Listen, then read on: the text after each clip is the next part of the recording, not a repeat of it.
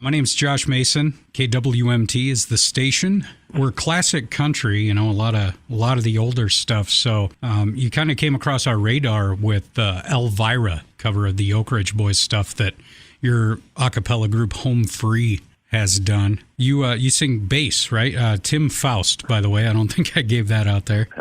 We got another guy in the group who can sing pretty low, so he and I kind of take turns on bass when the other guy's singing lead or higher harmony. It's been fun. How did Home Free get started as a group?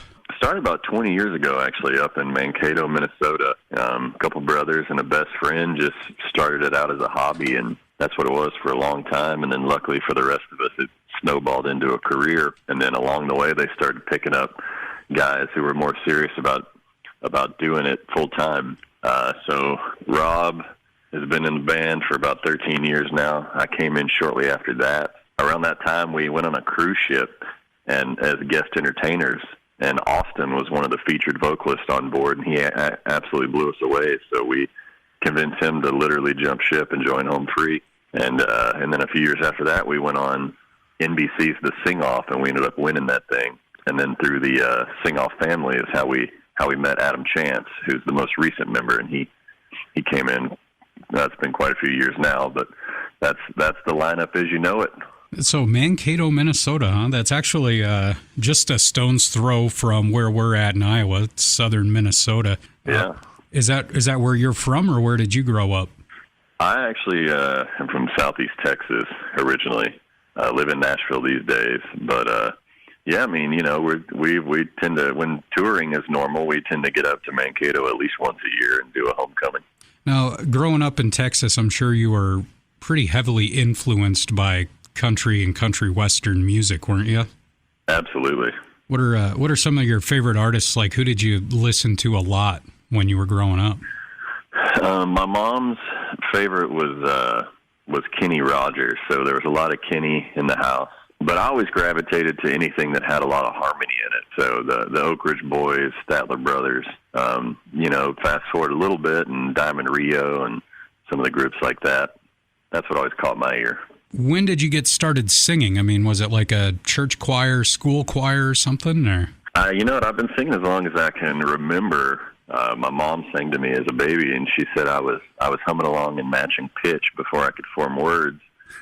But then, once I got to elementary school, I had a music teacher who always had me sing a solo in the little music productions you do back then. And, I owe her a debt of gratitude because I can't really recall a time not being comfortable on stage.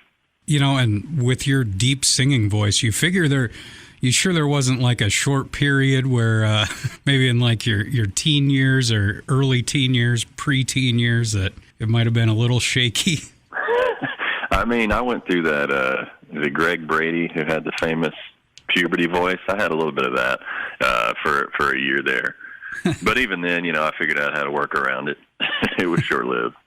Yeah, I'd say I actually, we're talking about Home Free, but you also are a singer-songwriter on your own. You do solo stuff as well, right? Yeah. I mean, normally when Home Free is, up and running full steam, there's not a ton of time for side projects. But over this last year, being home, I found some time to crank out some solo stuff and get around to recording some songs I had written that were kind of just hanging out on the back burner. Yeah, Home Free, gonna be kicking back up here. Missed the tour, of course, last year. You had to reschedule some dates, but big world tour. Have you done a world tour before?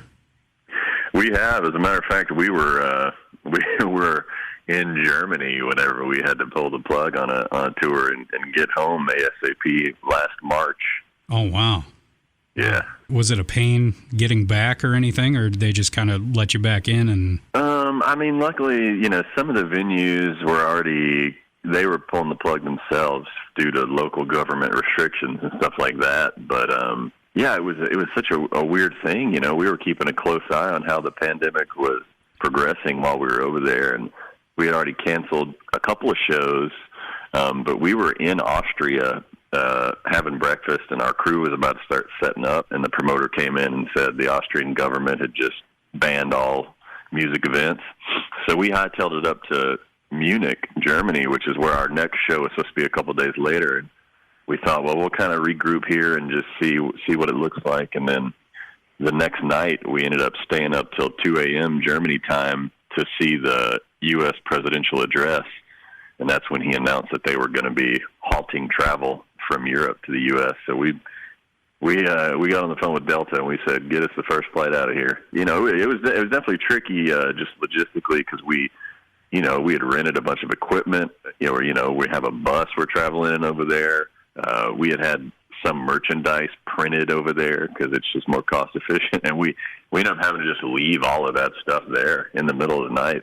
I'd say third world countries are going to be getting the free home free T-shirts and whatnot. Yeah, seriously. If you live in Munich and you want a piece of home free memorabilia, it's probably sitting out behind whatever that venue was we were supposed to play at. Oh, that's too bad, man. You know, a lot of people put the work into that, and I'm sure people that come see your shows would really love to have some of that stuff. With the tour getting halted, I mean, what did you guys do from there? Did you all kind of go your separate ways for the year basically that everything was shut down, or? Yeah, we live in different parts of the country. 2 of us are in Nashville, 2 of us are still up in Minnesota, and 1 of us is out in L.A. So luckily we had already established ourselves pretty well on a platform called Patreon. I don't know if you're familiar with that or not, but sure, yeah. It's a crowdfunding platform like a lot of the others, but what's different about it is that it's an ongoing relationship. You pick your medium, and then the fans pledge what they're willing to give you per project. And we picked music videos many years back, and had always tried to release on average a couple a month or one every 6 weeks or whatever the schedule will allow. And so basically we just pivoted to that full time.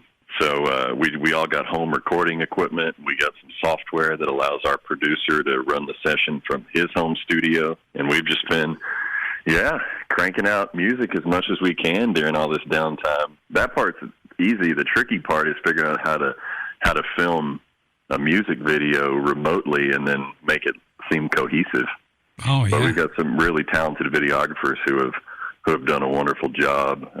In fact, we did a new rendition of American Pie with Don McLean to celebrate the 40th anniversary of that, and that was all filmed remotely and stitched together, but it looks great. It absolutely does. A little throwback to that Brady Bunch reference there, with the boxes on the sides and stuff. But how was that working with Don McLean? I mean, that guy's a legend in his own right, for sure, just with that song American Pie. Yeah, it was crazy. It's surreal to say the least. It doesn't get any more legendary than Don McLean, and a song like American Pie has just kind of become synonymous with American life and culture, and it's nostalgia, and it was definitely some big britches to put on for that, but it came together really nicely, and it was an honor to say the least. Yeah, I bet it was kind of a bummer you didn't actually get to hang out with him in person. Well, Austin and I did, because he came through Nashville and he recorded here, so we got to pop into the studio with him. We kept our distance and we were all wearing masks the whole time, but we at least got to kind of be in the same room and chat with him a little bit. And then a few weeks ago, we all got on Zoom, all the Home Free members and him and his team and our team, and just kind of celebrating the success of the updated version of American Pie. Oh, that's awesome. That's good to hear. That's good to hear. Yeah. Because another video I saw with the Oak Ridge Boys and Elvira, you guys all just looked like you were having so much fun in that video, both groups. We were. I mean, sometimes you got to fake it, but that was not one of those times. I think there's something that, it takes a certain kind of person to be cut out for this life. So when you get together with some other guys that are all cut from that same cloth, you just kind of turn into kids and start giggling and telling jokes. It was great.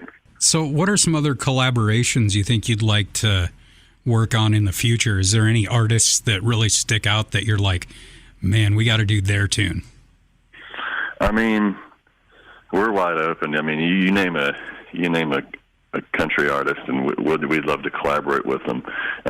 It is always fun when we can get together with a group like the Oaks and do something really harmony-centric. So I've always thought it'd be awesome to get together with Little Big Town. Are there any like groups outside of the country genre that you could see yourself getting into? Absolutely. I mean, we have such a diverse musical taste among all the bandmates. And so, from time to time, we'll kind of put the home free country spin on a current pop song or something like that. So, yeah, I mean, we just like making good music. We don't care what anyone calls it. So kind of getting back to the touring part, you've played a lot of iconic venues, I'm sure. What's been your favorite one to date? It's hard to beat the Ryman Auditorium in Nashville, Tennessee. Oh, I'll bet, yeah. It's the mother church of country music, and yeah, it really is. There's just a special energy in that place even before the audience arrives. Is there any venues that you haven't done that you are looking forward to going sometime? Yeah, there's a few on the bucket list. Red Rocks is one of them. Obviously it'd be cool to do something at Carnegie Hall one day, but I think if I could have my pick of any performances, I'd love to grace the stage at one of these award shows, like maybe the CMAs or something like that. That'd be the place to perform for me. So, songwriter as well as singer, do you play any instrument? Like when you're doing your own music, do you play the instrument, like guitar yourself, or? I play piano, actually. That's my main instrument and what I mainly write on. I could see that would probably be beneficial along with your singing style. I'm very blown away by how you guys harmonize, and I think adding the beatboxer to the group definitely puts a good feel to it as well. Yeah, absolutely. A lot of people hear the term a cappella, and I guarantee they don't picture what we do. If you get to a home free concert, it's just like going to a country music concert. You feel the bass throughout your entire body, and like you said, our beatboxer, he's unbelievable. Just him and a microphone sounds like a drum kit. It's an experience. Back growing up as a kid, I think my main experience with a cappella, like I was in such a small school, we didn't have, like an a cappella part of the choir or anything. But Carmen Sandiego had their opening band, Rockapella. Of course. Those guys are legends in our field. I'll bet. Are there any other groups out there that folks that enjoy your sound and maybe want to get more into a cappella they should be looking out for? Yeah, I mean, there's a lot of groups these days that are doing it a little bit more mainstream. Obviously, Pentatonics over in the pop world. There's a group called Voice Play that was on our season of the Sing Off, and they do some good stuff. I grew up on kind of like the gospel a cappella stuff. So there's a group actually called A Cappella, all one word with two P's, and that was a huge influence on me, and they have a very deep repertoire of gospel a cappella music that folks can check out. The Blenders, are Midwestern royalty right there, and they have some of the best Christmas albums of all time. So every time December rolls around, I've got to fire up my Blenders Christmas albums. And actually, their bass singer / producer is also our producer, so we're in good hands. Awesome. Do you ever tour with them or anything? You know what? We haven't. They only tour in the Christmas season, and our Christmas season's always so busy too. So we haven't really crossed paths with them on stage yet, but I would love to. Oh, they're phenomenal. I can't recommend them enough. And again, the group is home free, and I think it's awesome that you're doing your own thing on the side. What's that album out that you have? I put an album about 10 years ago called The Best That I Can Do, but I'm releasing a bunch of new singles to my own Patreon campaign currently, and I'll be releasing an album later on this year as well. Awesome. And like, it's great hearing you in that harmony and that home free, but your voice to the country music just definitely has a very classic feel to it. Like I just think it's great, man. Thank you so much. I really appreciate that. You got it. So, say folks that want to keep up with Home Free's exploits or follow your solo career, how can they do so? Yeah, I mean, you can check out homefreemusic.com. We got some summer dates, and then we'll be, if everything goes as planned, we'll be hitting the road full time again in October. And I know we're going to be in Dubuque at some point in November, I believe it is. I don't know how far that is for you, but if I can get there from Nashville, you can get there from wherever you are. Absolutely. Yeah. And actually, speaking of Nashville, I am planning a vacation there coming up this September, I believe I'm going. What should I see in Nashville? If you never have, stop by and catch a show at the Ryman Auditorium. There's nothing quite like it. And then for me, I think my main focus is always food. And you've got my number now, so shoot me a message and I'll send you some recommendations. Oh, that's awesome, man. I appreciate that. Well, hey, Tim, it was awesome talking with you today. I hope your tour goes spectacular, and I wish the best for you in your career. Thanks so much. Hope to see you out on